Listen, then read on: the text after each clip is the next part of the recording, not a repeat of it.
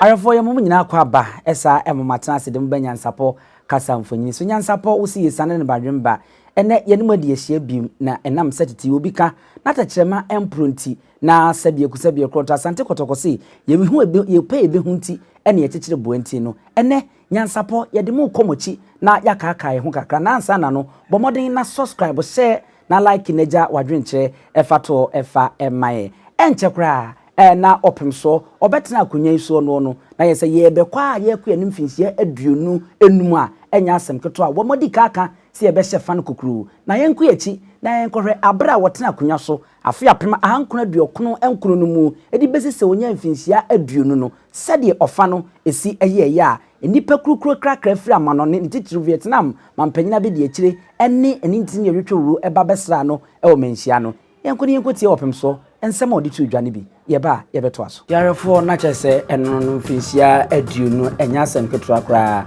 saa temi ye kaka ye ho a wohra na afi na no opem so wo ba dwabonase ankasa na waba betena se enya asem keto opia sede amamre ene amane kwaso no abrempon ni adehye omomudi nanim di KP na no saa pepe ena ye hu se omudi nanim a omode ne ho niema ene ade di kan abedwabonase ansana onwe mu nso eto aso a wo ba no saa pepe ye hu ntakra hene ewo hanom a oso ne ntakra cha eno no enye asem keto ewo ehonom abrempon nana ohene no akonya ene no so epue na eba na yese obrempon opia na se woduru ha ne sa enya asem keto medika aka kire se wo hu center cry sei ewo so na eka dehye ewo wiem ye fe ne kokko sese na hyese enye opem so na eba na eye Asantehene ena eba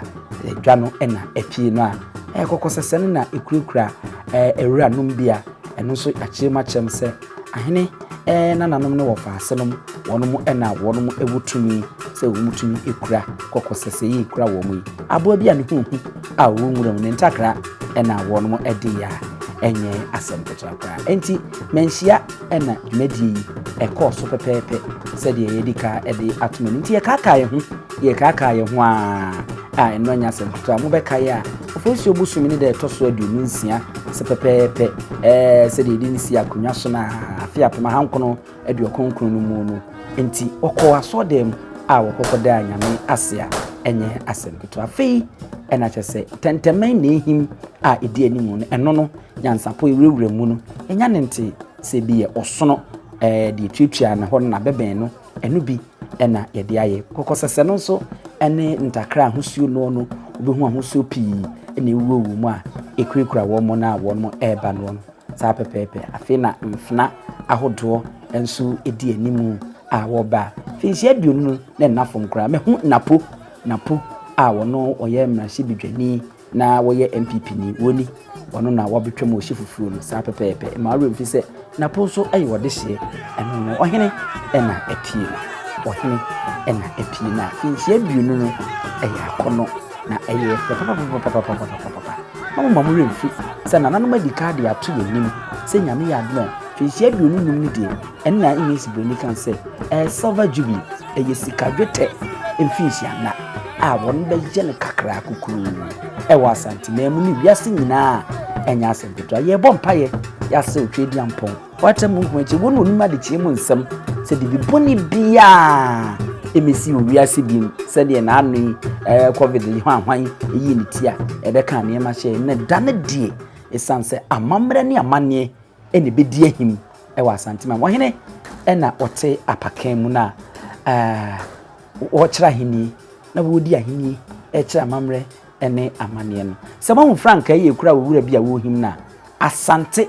ahusuo no saa na tie ye color na asa ye flag no saa pepepe ene tie green, black and yellow eno no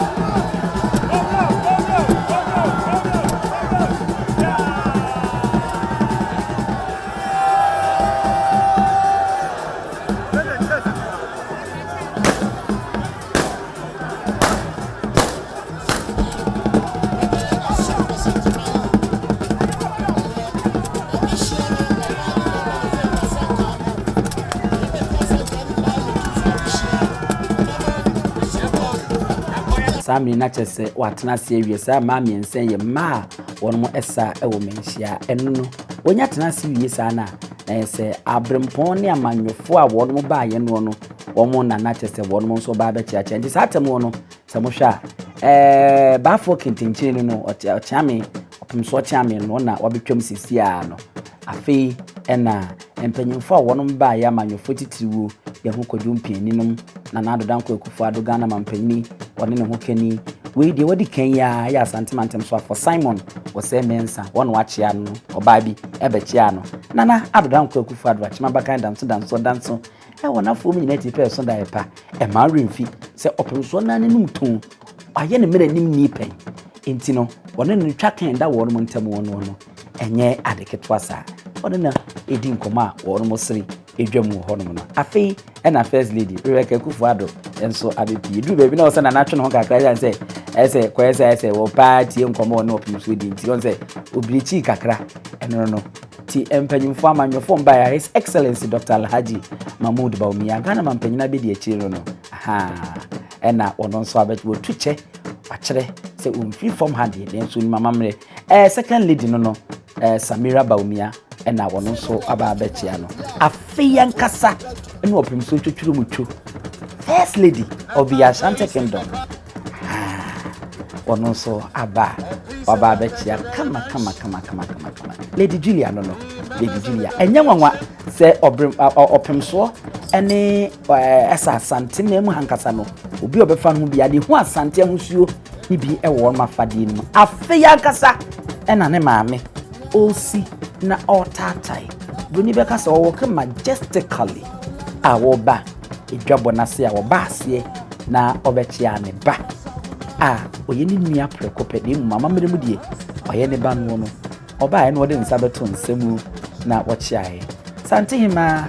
nana kuredu ya do motoso mi nsa no ofa no yiye papa sa atebim ana enye asem petrafra no Finchia eduonu na mubuso amuhwe na tese finchia eduonu de na nei odi ni finchia eduonu mi nsande na satam santim aso bae no na ni finchia mi enu mu ano abusia na se no ena commemorating the 20th anniversary of our reign. We are humbled by the presence here of so many emissaries and eminent chiefs who have traveled from far and near across oceans and continents to share with us tidings of amity and fraternity. We are pleased to welcome His Excellency the Vice President of the Republic of Suriname, who has made the long journey from the Pacific at the head of a 15-man delegation to be with us, and our grateful thanks go to our own head of state, His Excellency Nana Danko Kufado, for the great honor he has accorded us in leading our elder statesmen and former heads of state, and indeed the whole nation, as our special guest of honor. Your Excellency the President of the Republic and noble guests, it was by the grace of God that we ascended the golden stool, assumed the mantle of our forefathers on April 26, 1999. Throughout our journey, we have sought His guidance and protection, and He has never failed us. So we must see some significance in the fact that our adekese, commemorating the 20th anniversary of our reign, coincides with one of the holiest days in the Christian calendar, a day of resurrection, a day of hope and renewal for mankind. And I pay tribute to eminent sons and daughters and friends across the world, men like the former president of the World Bank, James Wolfenson, to our late Bishop Kofi Annan, a great ambassador of peace and development for all mankind, His Holiness Pope Francis and the Archbishops of Canterbury, for giving us the opportunity to reflect the voice of traditional Africa at global level. By the grace of God and by the support of Nananum, our sons and daughters and friends, we have been true to the vision we set for Asantehene and our people, bear witness to the impact we have made on their lives. The theme for this anniversary was chosen advisedly, deepening our cultural heritage through socio-economic development. The ultimate goal of governance, we know, is to provide for the well-being of the people. And for years, responsibility for the economic development, which will provide for the people's well-being, has been deemed to belong almost exclusively to government. Traditional leaders, who are the custodians of an undying heritage, have had no space in the development process.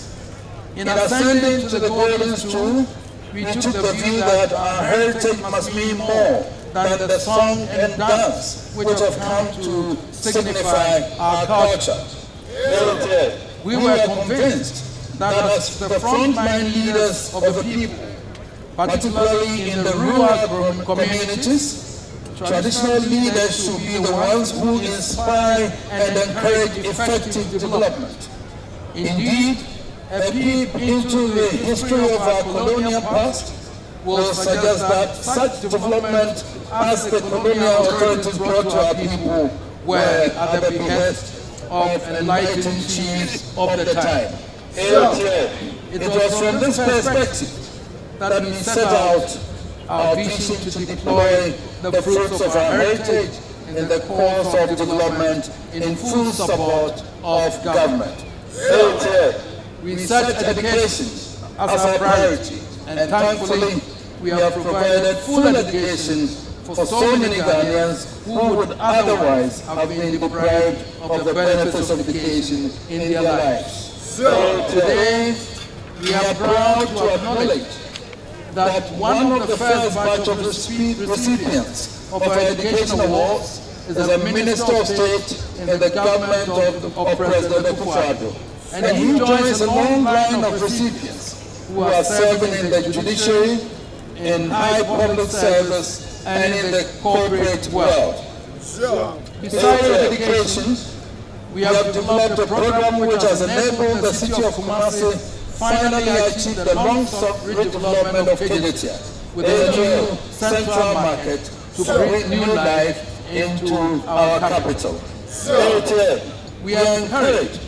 by the number of projects such as the Kumasi Mall made possible through our direct intervention, and by the number of major corporate bodies who have had recourse to our good offices in resolving issues and enhancing the operations in Ghana.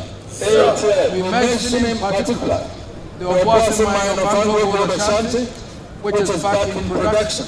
having overcome the danger of closure. As we celebrate our achievements over the 2 decades past, we solemnly renew and recommit to the vision for the decade ahead. We will work in tandem with government and with eligible and willing institutions and partners at home and abroad to accelerate the pace of economic development throughout Asantehene and Ghana. We do so in the spirit that what we do may inspire similar efforts in other parts of Ghana, all of which will endure ultimately to the total development of our country. Looking up to the next decade, we will urge upon the nation an end to the culture of dependency now afflicting the body politic. We need to remember that the heritage of Asante is the very antithesis of the culture of dependency. It is a heritage of rugged enterprise and boundless endeavor. It was the spirit drawn from that heritage that was transferred into economic development when Asante ended its years as a warrior nation. Your Excellency, Excellencies, Nananum, sons and daughters of the Golden Stool, I urge you to rise to battle stations once more. Not to shoot at any foes,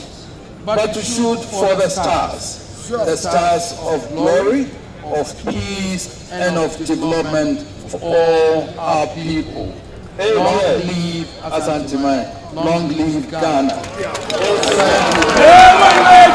Arefo na chese eno ho asem eno no opem so na yekohwe na mfinsia aduonu oye ne kokuru eye ne kakra na enye asem ketwa no enti free samre ya edi ekosi kotoni ma boso de toso ensia no yegusu a chese ye hyefa na enye asem ketwa kra na ensem a wode tu dwane bi enu no ene ye bo no tofa ede ama mu mfinsia aduonu no mu no ene ye bo tofa no edi kan wode nase ede ema anintin atwetwuro binum ya amanyofo mampanyin na nadodanko akufo ado a wokbo anan ebaaye na afei Vietnam mampanyin dantan a wono baaye na wono bebo ano ema wo hye saa efen yi eno ene wode tu dwa wo kire mu se wogi otwadi ampodi entinya nwanwa se saa da no kra no sa wobehwe a ene a Kristofo owusore a esa ema nkwa na manipa ni daso no esa ene no ebetwahia ya eye da ba akopa ene wode aseda ede ma otwadi amponsan se wono ene obo no ho banye efree se obenya akonwa di besi saa mre ya na wo se wode aseda de mansan se enya ayemfo nyina ena enya ne saa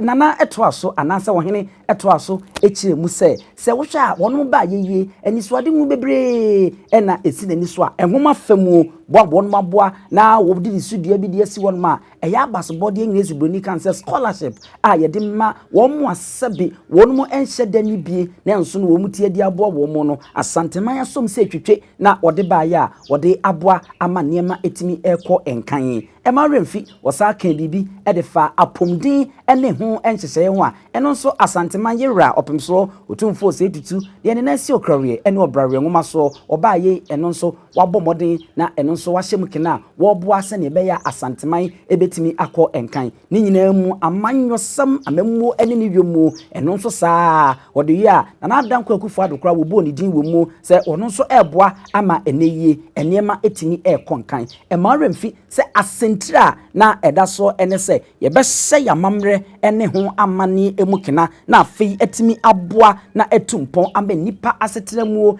ene sikasam ni yedie mu etimi akonkan eno ne asentira finhia mpimienu ene fi se wonya finhia duonu obetena akonwa iso no na edaso a wode eto so enti maremfi se efri samre ye ya ekosi kotoni ma abosome ne da etoso nsia ne de opemso yeguso a ye hyefa no ewa Asantehene hanma se ne ebesia kobia nyansapo se de atom animu ne mpompon so no eno so ye de ebebremu eti yemfa wei yemfa mu ensi hanom na afi ne ento aso yema mu nyina mo ene hwe wogen ahene wa medin ene abusua pani owusu aduomi